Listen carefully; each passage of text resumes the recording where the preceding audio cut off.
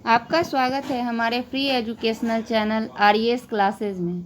हम लोग आपके सफलता के मार्ग को प्रशस्त करने में सहायता करते हैं, साथ ही आपके उज्जवल भविष्य की कामना करते हैं। आज मैं आपको पवन के द्वारा बनी स्थलाकृति अर्थात एरिड टोपोग्राफी के विषय में बताने जा रही हूँ। शुष्क क्षेत्रों में पवन के कार्य देखने को मिलती है, क्योंकि मरुस्थलीय क्षेत्रों में असंगठित चट्टान, वनस्पति विहीन क्षेत्र और वर्षा की कमी होती है, इसलिए पवन के कार्य देखने को मिलती है। मरुस्थलीय क्षेत्रों में पवन 3 प्रकार से कार्य करती है: अपर्दन, परिवहन तथा निक्षेपण। अपर्दन से बनी स्थलाकृति छत्रशिला। मरुस्थलीय क्षेत्रों में तीव्र पवन के साथ बालू, कंकर, पत्थर उड़ते रहते हैं। पवन के रास्ते में जब कोई शिला पड़ती है तो पवन शिला के निचले हिस्से को अधिक काटती है और ऊपरी भाग को कम काटती है, क्योंकि नीचे में बड़े बड़े कण और ऊपर में छोटे छोटे कण उड़ते हैं, जिससे शिला की आकृति छाते के समान हो जाती है, जिसे हम छत्रक शिला और सहारा मरुस्थल में गारा कहते हैं। वातगर्त। मरुस्थलीय क्षेत्रों में तीव्र पवन जब चलती है तो एक ही स्थान से बराबर बालू, कंकड़, पत्थर को उड़ाते रहती है, जिससे तस्तरी आकार के खाई बन जाती है, जिस खाई को वातगर्त कहते हैं। इसकी गहराई तब तक बढ़ती है जब तक कि नीचे कठोर चट्टान या मींगा हुआ तल न आ जाए। विश्व का सबसे बड़ा वातगर्त सहारा मरुस्थल में है। यारडंग। मरुस्थलीय क्षेत्रों में कोमल और कठोर चट्टान जब लंबवत रूप में रहती है तो पवन के अपर्दन से कोमल चट्टान कटकर हट जाती है और कठोर चट्टान टेढ़ी मेढ़ी आकृति में खड़ी रह जाती है, जिसे हम यारडंग कहते हैं। चौथा, जालीदार शिला या जालक। मरुस्थलीय क्षेत्रों में असमान संरचना वाले जब कोई शिला पड़ती है तो पवन के घर्षण से शिला के कोमल चट्टान कट जाती है और शिला में कई आर पार छिद्र हो जाती है, जिसे हम जालीदार शिला या जालक कहते हैं।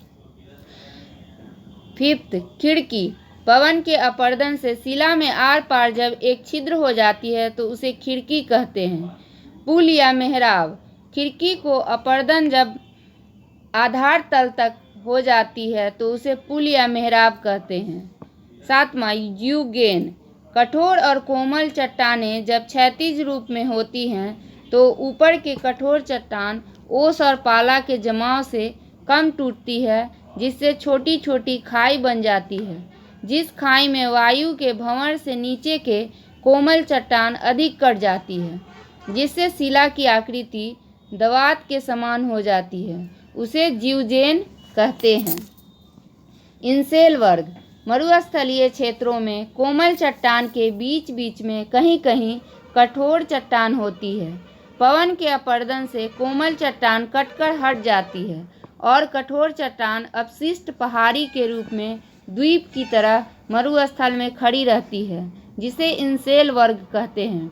इंसेल वर्ग को सहारा मरुस्थल में थ्री सिस्टर कहते हैं। काली हाड़ी मरुस्थल में बर्नहट कहते हैं। यह ग्रेनाइट चट्टान से निर्मित होती है। त्रिकोटिका या त्रिपटल शिला। मरुस्थलीय क्षेत्रों में तीव्र पवन के कारण शिला में 3 कोण बन जाती है, जिसे त्रिपटल शिला या त्रिकोटिका कहते हैं। भूस्तंभ। मरुस्थलीय क्षेत्रों में कोमल चट्टान के ऊपर कहीं कहीं कठोर चट्टानें होती है और कहीं कहीं कोमल चट्टान के ऊपर कठोर चट्टान नहीं होती है। जहाँ पर कोमल चट्टान के ऊपर कठोर चट्टान नहीं होती है वह भाग कटकर हट जाती है और कठोर चट्टान के आवरण वाले कोमल भाग स्तंभ की तरह खड़ी रहती है, जिसे हम भूस्तंभ कहते हैं। पवन के निक्षेपण से बनने वाली स्थलाकृति लोयस। मरुस्थलीय क्षेत्रों में तीव्र पवन बालू, कंकड़, पत्थर को उड़ाकर ले जाती है और मरुस्थलीय सीमांत के बाहर निम्न भूभाग में बालू, कंकड़, पत्थर को निक्षेप कर देती है, जिससे निम्न भूभाग समतल प्रायः मैदान में परिणत हो जाती है, जिसे हम लोयस या लोयस मैदान कहते हैं। विश्व में सबसे अधिक लोयस चीन में पाई जाती है। लोयस शब्द का नामकरण फ्रांस के अल्सासा प्रांत के लोयस नामक गांव पर हुआ है, क्योंकि उस गांव की मिट्टी भी बलुआही है। लोयस अवसादी चट्टान के उदाहरण हैं। उर्मी चिन्ह या उर्मिकाएँ मरुस्थलीय क्षेत्रों में तीव्र पवन के कारण बालू पर लहरनुमा चिन्ह बन जाती है, जिसे हम उर्मी चिन्ह या उर्मिकाएँ कहते हैं। बालूका स्तूप मरुस्थलीय क्षेत्रों में तीव्र पवन अपने साथ बालू, कंकड़, पत्थर को उड़ाकर ले जाती है और रास्ते में जब कोई शिला या झाड़ी अवरोध करती है तब पवन बालू, कंकड़, पत्थर को निक्षेप करने लगती है, जिससे अर्धचंद्रा आकार के बालू के टीले बन जाते हैं, जिसे हम बालूका स्तूप कहते हैं। इसके पवन सम्मुख मार्ग की ढाल मंद और विमुख मार्ग की ढाल तीव्र होती है। बालूका स्तूप को सहारा मरुस्थल में सीप कहते हैं।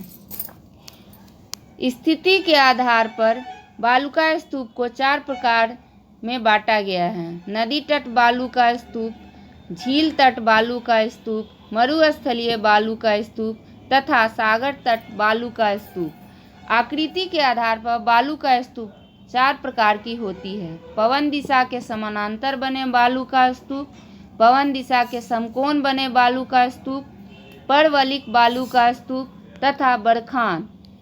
बालू का स्तूप के बृहद रूप को ही बरखान कहते हैं। मरुस्थलीय क्षेत्रों में पवन के अलावे जल द्वारा कार्य होती है, जिससे कई स्थलाकृति बनती है, जैसे पेडिमेंट, प्लाया, बाजरा।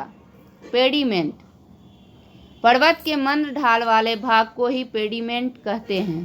प्लाया मरुस्थलीय क्षेत्रों में पर्वतों से घिरी बेसिन पाई जाती है, जिसमें नदी के द्वारा जल के जमाव होते रहते हैं, जिससे अल्पकालिक झील का निर्माण होता है। इस झील की पानी नमकीन होती है, जिसे बाल्सन झील कहते हैं। बाल्सन झील के सूखे तली को प्लाया कहते हैं।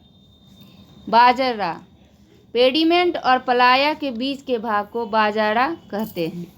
आज के इस वीडियो में इतना ही। ज़्यादा से ज़्यादा परीक्षा उपयोगी वीडियो के लिए हमारे चैनल को सब्सक्राइब एवं लाइक कीजिए। धन्यवाद।